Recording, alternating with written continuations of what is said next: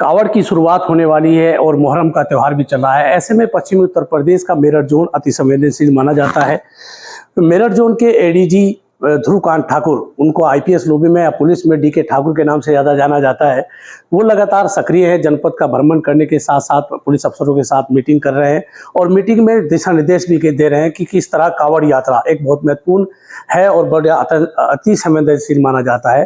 तो अपने अफसरों को, अधीनस्थ अफसरों को ताकीद कर रहे हैं कि वो मुस्तैदी से काम करें, ड्यूटी करें, कावड़ यात्रियों को किसी तरह की कोई दिक्कत ना हो। चूँकि मुख्यमंत्री योगी आदित्यनाथ की मंशा है कि कावड़ यात्रा से कुशल संपन्न होने के साथ साथ कावड़ियों को सुविधाएं भी दी जानी चाहिए। हमारे साथ ADG Meerut zone DK Thakur sir हैं। सर, क्या तैयारियां कावड़ को लेकर के आप लोग कर रहे हैं?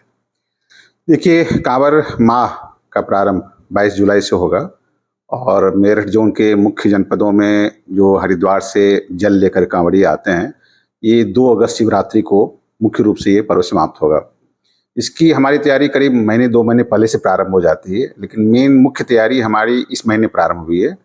और इस तैयारी क्रम में हम लोगों ने 1 जुलाई को देहरादून में उत्तराखंड पुलिस के साथ समन्वय बैठक की थी, जहाँ पर कि सीमावर्ती राज्यों हरियाणा, दिल्ली और राजस्थान, इसके अधिकारी ऑनलाइन या ऑफलाइन जुड़े थे। उनके साथ हम लोगों ने समन्वय मीटिंग तमाम मुद्दों में डिस्कस किए। तो उस मीटिंग में क्या तय हुआ? किस तरह से बॉर्डर के अपने जो स्टेट के अधिकारी हैं उनके साथ किस तरह की बातचीत की गई कि आपस में दोनों प्रदेशों के बीच एक कम्युनिकेशन बना रहना चाहिए? जो हरिद्वार से कांवड़िए जल लेके चलते हैं, उसमें देखा गया कि सबसे ज़्यादा 31% हरियाणा के लोग रहते हैं और नंबर 2 पर 26% उत्तर प्रदेश के लोग रहते हैं। इस हिसाब से आप देखेंगे कि जो हरिद्वार से बाहर चलते हैं, जाते हैं जल लेके बाहर, उत्तराखंड राज्य से बाहर, उसमें करीब 85 से 90% लोग हमारे जोन से होकर निकलते हैं, चाहे मुजफ्फरनगर होकर से निकलें, प्रारंभ करें, या सहारनपुर होकर के। हरियाणा के जितने भी कांवड़िए हैं, वो चाहे यमुनानगर के हों, करनाल के हों, पानीपत के हों, सोनीपत के हों, ये चारों जनपदों के कांवड़िए हमारे यहाँ मुजफ्फरनगर से होते हुए सहारनपुर सीधे निकलें, या शामली से निकलें, या बागपत से होकर निकलते हैं। इसके अलावा जो बसते हैं राजस्थान के या उत्तर प्रदेश के या दिल्ली के, ये मुजफ्फरनगर से होते हुए, मेरठ होते हुए इस रास्ते से निकलते हैं। इसको ध्यान में रखते हुए हम लोग का हरियाणा और उत्तराखंड के साथ समन्वय बहुत आवश्यक है, क्योंकि आ भी रहे हैं वहाँ से यात्री, वापस जा भी रहे हैं। तो इसलिए सारे लोग, सारे जो अधिकारी हम लोग साथ में बैठे थे, डिस्कस किए। इसमें हम लोगों ने डिस्कस किया कि ट्रैफिक डाइवर्जन प्लान क्या रहेगा, क्योंकि जब 22 जुलाई से जैसे ही कांवड़ यात्रा प्रारंभ हो जाएगी, हम लोग बहुत जल्दी जो भारी वाहन है उसको, ट्रैफिक को डाइवर्ट कर देते हैं। आखिरी में जो 4 दिन होते हैं, जो आप जैसे आपको मालूम होगा, कांवड़ यात्री हमारे 3 तरह के हैं। ये जो शुद्ध पैदल यात्री हैं, जिनका आना जाना अभी से प्रारंभ हो चुका है, इक्का दुक्का अभी भी लोग आ रहे हैं, खासकर भी राजस्थान के हैं। अभी आप कांवड़ रूट पर जाएंगे तो उनके दर्शन हो जाएंगे आपको। दूसरी तरह के कांवड़ यात्री हैं जो कि डाक कांवड़ कहलाते हैं। वो मोटरसाइकिल पर चलते हैं, 3-4 के ग्रुप में चलते हैं। इसमें एक जो बंदा होता है कांवड़ लेकर आगे बढ़ता है, 3 मोटरसाइकिल से पीछे चलते हैं, फिर रिले की तरफ अपना बदलते रहते हैं। और तीसरे होते हैं जो कि डीजे वाहन में कांवड़ लेकर, बड़ी डीजे लगा के चलते हैं।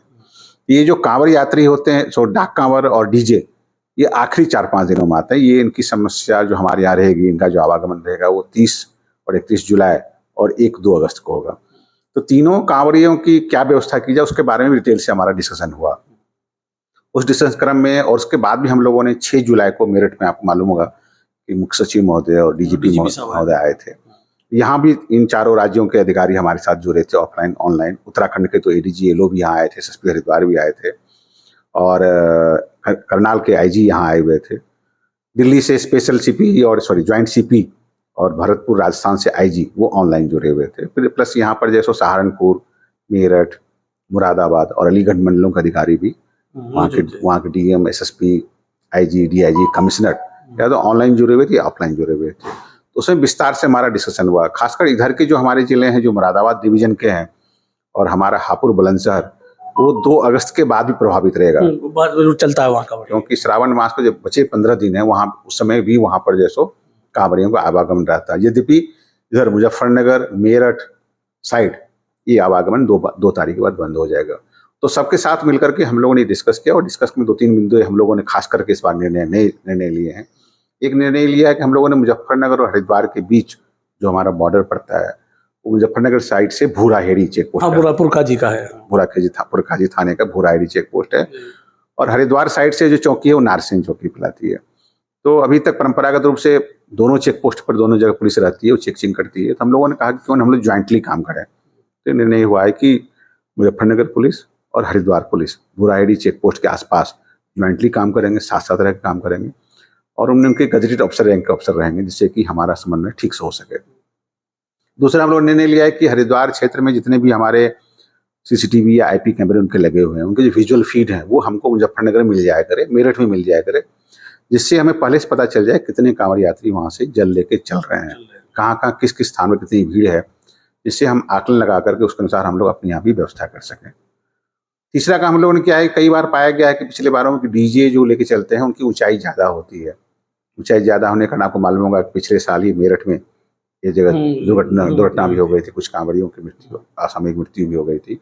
उसको ध्यान में रखते हुए जो ये डीजे असेंबल होते हैं वो हरिद्वार में रुड़की स्थान पर होते हैं। अभी तक व्यवस्था ये रहती थी, रुड़की में जो हरिद्वार की पुलिस है वो बैठ करके ध्यान रखती थी कि डीजे निर्धारित ऊंचाई से ज़्यादा ना बने।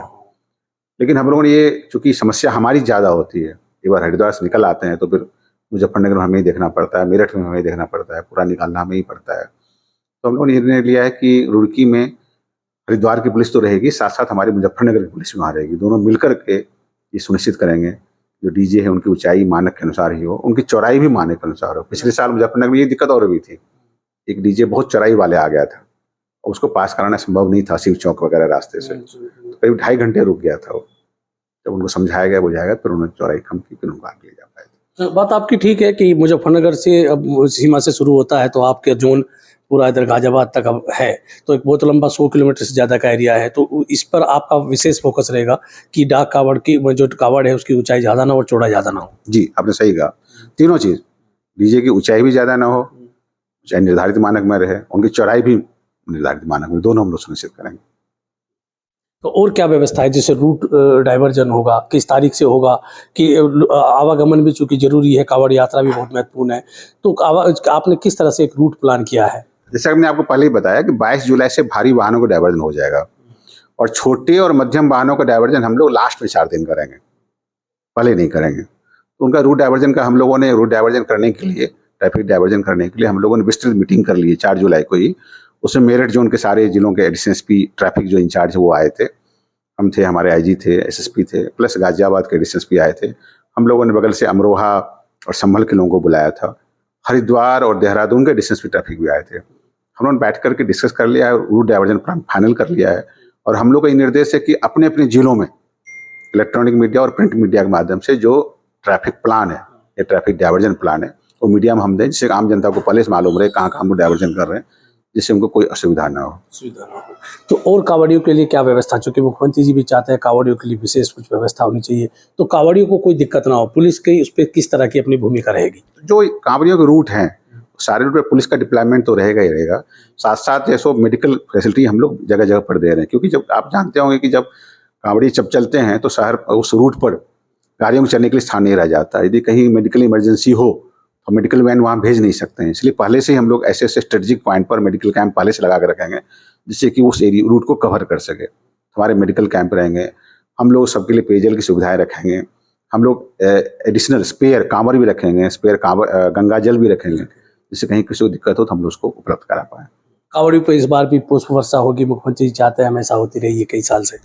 अब इसका निर्णय शासन स्तर से, लखनऊ स्तर से होगा, जैसा होगा आपको अवगत करा दिया जाएगा। तो ये थे एडीजी मेरठ जोन, जिन्होंने कहा कि कावड़ियों की व्यवस्था के लिए सारा बंदोबस्त दुरुस्त कर लिए गए हैं, कावड़ी को कोई दिक्कत ना हो, इसके लिए मेरठ जोन की पुलिस पूरी तरह से तैयार है। मैं हूँ राशिद अली और आप देख रहे हैं खोज न्यूज।